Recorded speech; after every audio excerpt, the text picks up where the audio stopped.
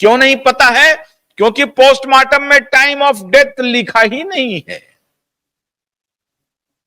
इसका कोई अनुमान भी नहीं है पोस्टमार्टम में। ऐसा पोस्टमार्टम ये पाकिस्तान से एक्सपर्ट को बुला करके दिशा के मामले में भी और सुशांत के मामले में भी पोस्टमार्टम किया गया था। तो पोस्टमार्टम में ये डेट ऑफ टाइम नहीं लिखा हुआ है, तो इसीलिए अघोरी के कहने पे 13 और 14 जून दोनों को माना गया डेथ डेट, और टाइम आप जो लगा लीजिए, 13 की रात को हो, 14 को हो। तो ये जो डेथ का जो मामला है, ये इनको तारीख नहीं बताने दे रहा है।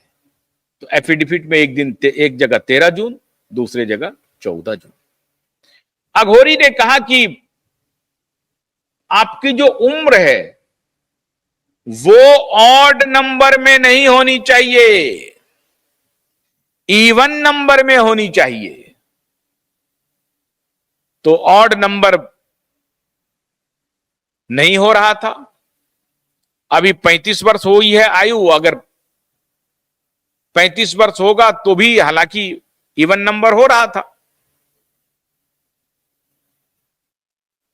अब 5 3 8 तो हो रहा था, लेकिन पता नहीं ये इवन नंबर बोला कि नहीं, उससे उम्र को नीचे करके करना पड़ेगा। तो 28 कर दिया, 8 + 2 = 10, तो वहां पर 10 नंबर आ गया।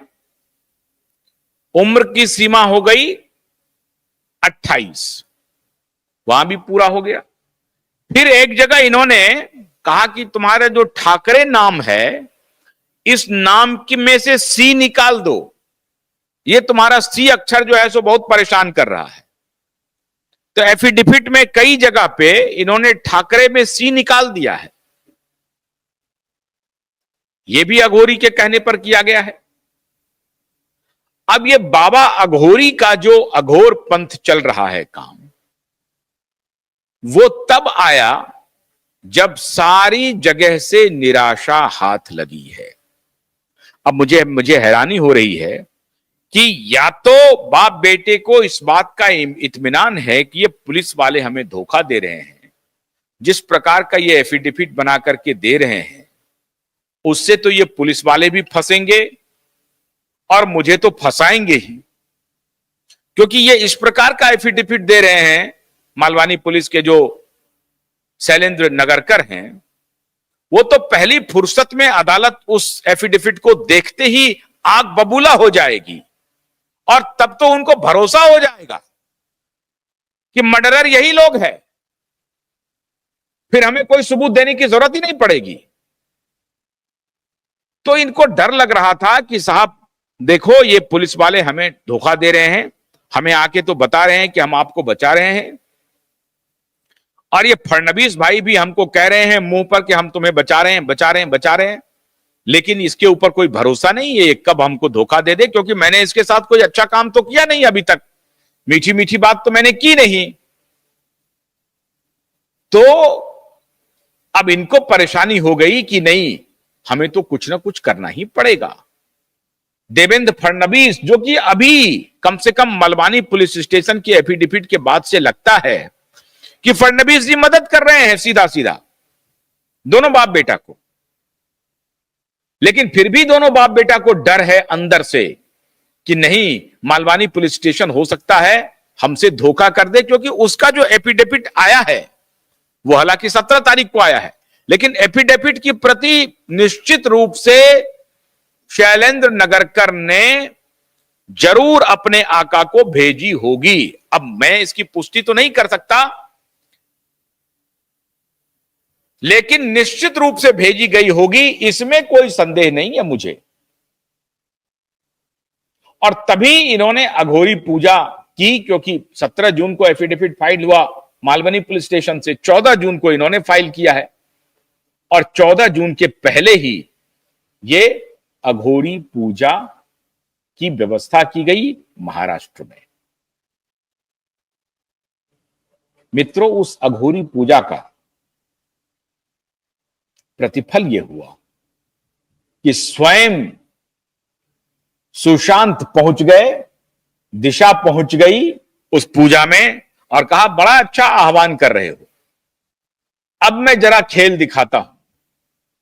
और जिस सुशांत की आत्मा के श्राप की बात अघोरी कह रहे थे ना, वो श्राप नहीं, वो और बलवती हो गया और मजबूत हो गया। सुशांत की आत्मा आकर के वहां पर पूरा संभाल लिया मोर्चा और कहा कि उसकी पूरी मति को ही मार देते हैं। पूरी मति मारी चली गई और उसके बाद इन्होंने ये एफिडेविट तैयार करवा लिया।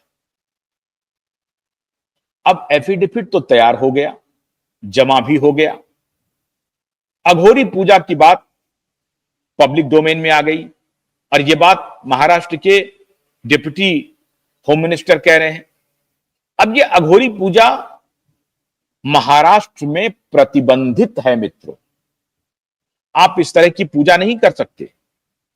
इससे आप जादू टोना को बढ़ावा दे रहे हैं। ये इससे लोगों में भय पैदा कर रहे हैं, लोगों को डरा रहे हैं, गुमराह कर रहे हैं। तो महाराष्ट्र में बाकायदा कानून है कि इस तरह की अघोरी पूजा कोई अगर करे तो उसे कम से कम 7 साल का जेल है। अब कितने साल का जेल है ये आप भी पता कर लीजिए, लेकिन हमें जो जानकारी मिली उसके हिसाब से 7 साल का जेल है। कि आप अंधविश्वास को बढ़ा रहे हैं, जादू टोना को बढ़ा रहे हैं, टोना टोटका को बढ़ावा दे रहे हैं समाज में और समाज को अंधविश्वासी बना रहे हैं। तो ये कहीं से भी उचित नहीं है। और इसीलिए महाराष्ट्र के डिप्टी होम मिनिस्टर कह रहे हैं कि हमारे पास सारे सबूत हैं, अगर तुमने इसका खंडन किया तो हम सारे सबूत बाहर निकाल देंगे। अब देखना यह है कि महाराष्ट्र सरकार कोई फ्रेश एफआईआर दर्ज करती है कि नहीं। हैरानी तो इस बात की है मित्रों कि महाराष्ट्र के डिप्टी होम मिनिस्टर, और यह अखबार में भी छप गया, सो कॉल्ड देश के सबसे बड़े समूह के मीडिया ऑर्गेनाइजेशन के प्रिंट में ये ऑलरेडी छप गया, मुंबई मिरर में छप गया, मीडिया ने संज्ञान ले लिया। अब सवाल है कि डिप्टी होम मिनिस्टर अगर यह बात कह रहा है तो क्या उनको इस बात की जानकारी नहीं है कि यह कृत्य कानूनी रूप से अपराध है और इसके लिए इसके खिलाफ एफआईआर होनी चाहिए। एफआईआर कौन करेगा? एफआईआर क्यों नहीं हो रहा है? डिप्टी होम मिनिस्टर खुद आकर के बयान दे रहा है। तो मुंबई पुलिस क्या कर रही है? महाराष्ट्र की डीजीपी क्या कर रही है?